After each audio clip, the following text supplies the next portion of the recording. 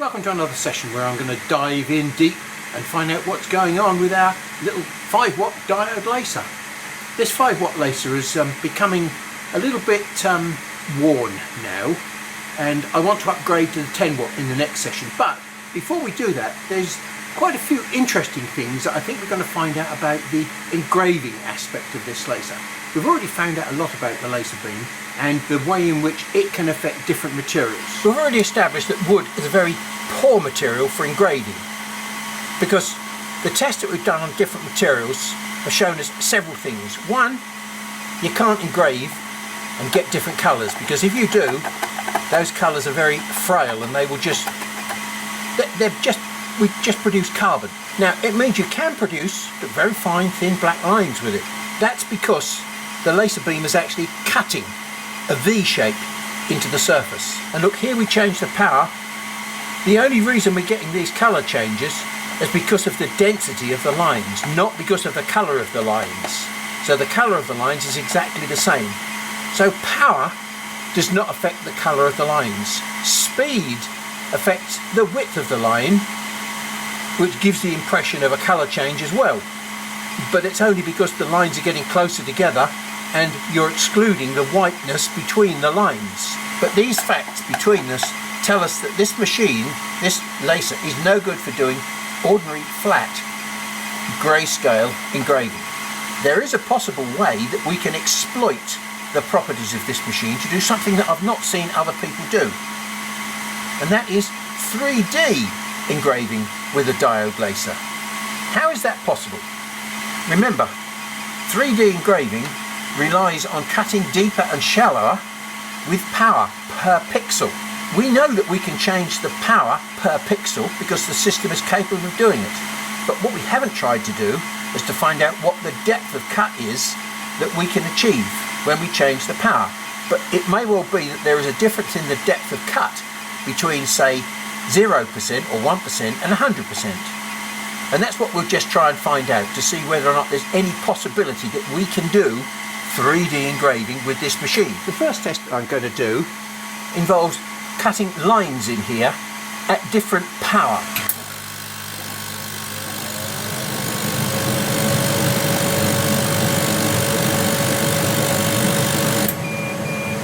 Okay, so now in this instance here, for example, I know that I've got 9, 1, 2, 3, 4, 5, 6, 7, 8, 9. I'm expecting to see 9 lines on here, and the fact that on this one I can only see 1, 2, 3, 4, 5, 6, 7, 8 means the 9th one is so faint that it can't be seen. That's the 10% power.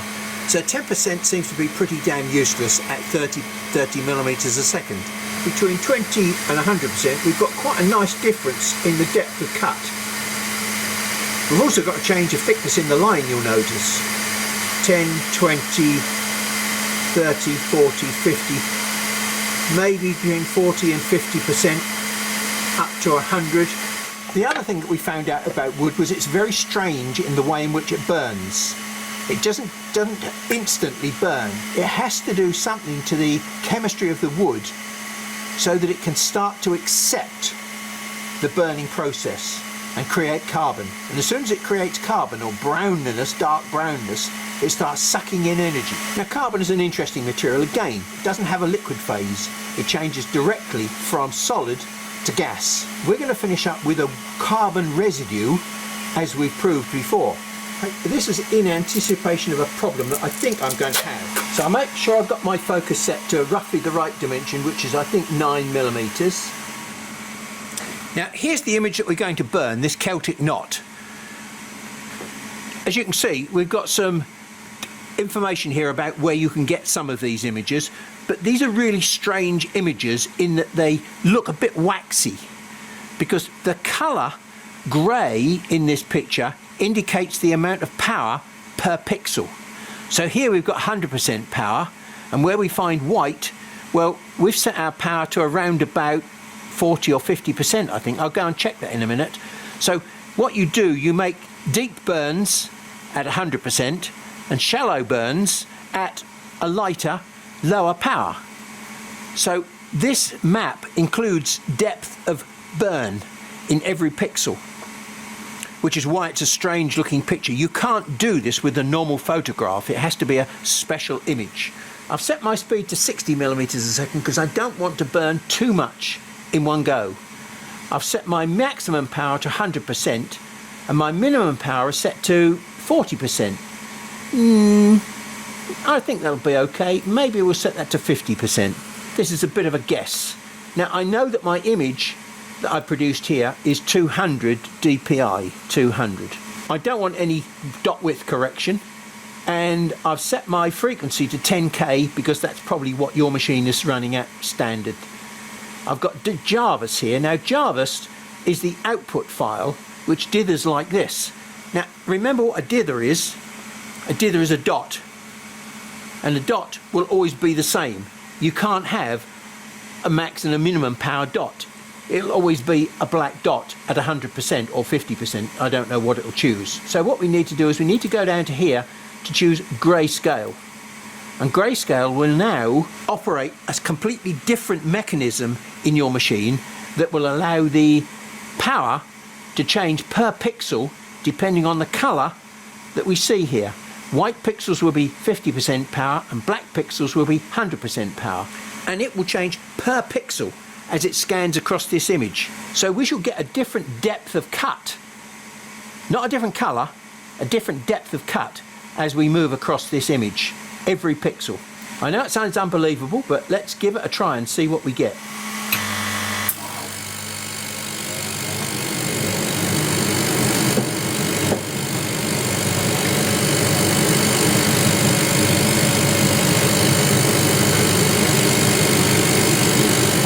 Again, because what we see here is the beginning of the knot and there's virtually no difference between that and the background. So my minimum power is too high relative to 100%. So I've dropped the power now from 50 to 40 and we'll see what difference we now get when we get onto the knot itself. I'm now detecting a little bit of change here, which is colour and depth. Now we're going to change it again and drop it down one more. Maybe my 60 millimeters a second was a bit optimistic. I'm afraid I don't have a huge amount of patience for a 5-watt laser running at this speed. I'm now down to 20%, so I've got 20% minimum and 100% maximum power at 60 millimeters a second. I think we'll leave that to run because it looks as though it's producing some sort of effect now. And this is the reason why I've taped the thing down, because I want to remove the carbon residue before I do pass number 2. Well, we're on the road to success. Everything's going to plan at the moment. This is not burning terribly on the second cut, but we'll give it a quick brush over to remove any loose carbon before we start the third cut. That's the end of our second pass, and we don't look as though we've made too much in the way of carbon debris on there, which is good news. So we'll go for a third pass. We've definitely got some 3Dness coming out now. This is pass number 3, and as you can see, we're not getting a huge amount of carbon. And I think that's because I'm running at high speed, relatively speaking, 60 millimeters a second, which is producing a very thin line. And a very thin line means that we're only using the very high intensity tip of the beam. And surprisingly enough, that very high intensity tip of the beam seems to be not leaving a carbon film behind. It seems to be actually making the carbon disappear into a gas. It's still going up and down, upwards and downwards, which is the way that this grain here is going. When we see the grain going across, we shall know that we've actually through the top plywood, and I think there will be a different colour as well. Well, after pass number 4, it looks as though we might just be breaking through the top layer here, and we start getting a different colour. Well, we're definitely breaking through. I'll do another one because it might look nice as a contrast against the knot itself. That's layer number 6, and the problem now is it's not burning very well because we're now 1.5 millimeters lower than we started off at. So the focus on this, because it's a very short focus lens, has now gone out of focus. So instead of 9, I'm going to take this down to just about 7. Change of focus has dramatically changed the 3Dness of this. You can see how it's cleaned up the background. It's just evaporating the surface of the wood now. I think that cut is going to be the final cut. Well, there we go, after 6 passes. I'm cleaning this with a toothbrush. If you go onto the YouTube and look up Kearns, who are the specialists in 3D engraving, you'll find that their 3D engraving comes out really, let me just say, brown. And the final treatment they have to give it is to put it under water and clean it with a toothbrush to make it look half decent. So let's look at that close up in daylight. No artificial shadows. And look, you can see how deep the engraving is. This is truly 3D engraving with a 4-watt diode laser. Who would have thought it? And in fact, you can see at a glance there the line thickness that we'd had at 20 millimeters a second and the line thickness that we've got at 60 millimeters a second, 100%. So we're just using the very sharpest part of the beam to vaporize the wood on the surface. Okay, now I stuck a bit of black acrylic up there and I ran this first little bit at 60 millimeters a second, and you can see what it's done. It's made it white. Hang on, we were trying to make it white before. We were trying to put bubbles in the surface, which means that basically we're not evaporating the material at the moment. So I've had to slow this down from 60 to 40 millimeters a second, and we'll try it again to see whether we get past the boiling point into the evaporation point. Well, after 2 hours and 2 scans, we've got some 3Dness now. Let's go for another 1 or 2. Okay, well, we can see that something's gone wrong here. Well, I'll tell you what the something that's gone wrong here is. The acrylic has bowed when I've released the stress off the top, because look. Right, so something to be careful of. But after 3 cuts, we've got some quite nice textured 3D engraving. Yes, it is possible with acrylic, but you need to bolt it down and use some thicker material. Here's what I did with some 10mm thick white acrylic on my CO2 laser. So you can see we've got something like about maybe 4mm of depth, and that probably took about an hour. One of the materials I completely overlooked when I decided to test photo engraving was MDF. MDF is not wood, it's not plastic, it's a mixture of both. There's like a baker-like type of plastic in the background that holds sawdust together. So it is effectively grainless wood, which produces a nice smooth surface finish, a nice even texture to try and burn. Well, just take a look at the results. It looks as though it takes dots very, very well. Bear in mind these are only 4 watts of dots. I'm pretty impressed. Now obviously this looks good because it is grainless wood. There's nothing in there to interfere with the overall texture of the picture. Forget about all my little tests on the side here.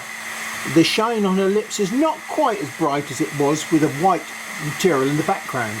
But hey, this is a fawn material in the background, not a white material, so there's going to be a different overall hue to this. It's more of a sepia picture than a black and white picture. Pretty impressed though, and I think that what we should now do is try use this material for 3D work. Pretty as it looks, and it looks 3D-ish, it's not very 3D with 1 pass. I don't know whether 4 passes is going to get anywhere near what I was able to achieve with the CO2 laser. So, you know, I think we'll just stop this now and give it up as a waste of my life. There's just the merest amount of 3Dness in there after 1 pass. I'm very confident that it's not going to get very deep after 4 passes. Now, when it comes to normal text engraving, this machine is pretty good at doing so, provided you use the right speed for the right material. I mean, at the moment I'm using 70mm a second. We should get nice, crisp, clean images.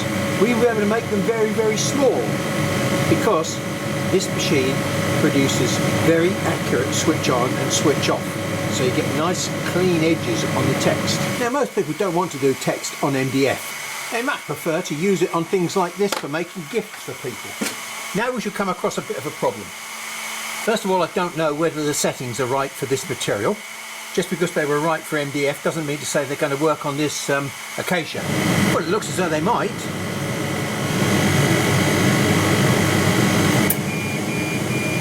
And now you can see the problem. So we've just encountered 3 different types of wood there, each with a different absorption capability for this light energy. It isn't absorbing, it isn't marking there. So we've got a problem. Even if I was to make this run very, very slowly, I don't think I should be able to get this white wood to burn very well. I'm now going to try it at 20 millimeters a second. Now, the other rather interesting point that I would just bring to you, we've talked about colour and the wavelength of the light that you're seeing. The fact that the light that comes out of this engraving is not laser light. See this light, see this LED on the top here? This is the colour of a blue LED laser. What colour do you see down here? It's not blue, it's a sort of a pinky mauve. It's a completely different wavelength to the light that causes it. This is a secondary wavelength, random light, not laser light, that you're seeing when you see light coming away from your work. I've explained in a previous video how and why this different coloured light is generated, and the fact that it is not laser light. It's very intense and you need to protect your eyes from the intensity, not because it's a laser. Okay, so we seem to have burnt that quite nicely. The colour difference is not too noticeable, but let's just have a look how durable these colours are. So I'm going to put a wire brush on them now. The wire brush has actually taken away some of the terrible contrast, and this is actually a better result, much slower of course, than I could get on a CO2 laser. I think I've tested this diode laser to death almost. 5 watts has taught me a great deal, and I've been amazed at some of the things that are possible with just 5 watts. But now is the time, I think, for me to step up and upgrade to 10 watts, and in the next session we'll do a very quick change of the head and see what 10 watts can do. So thank you very much for your patience and time, and I'll see you in the next session.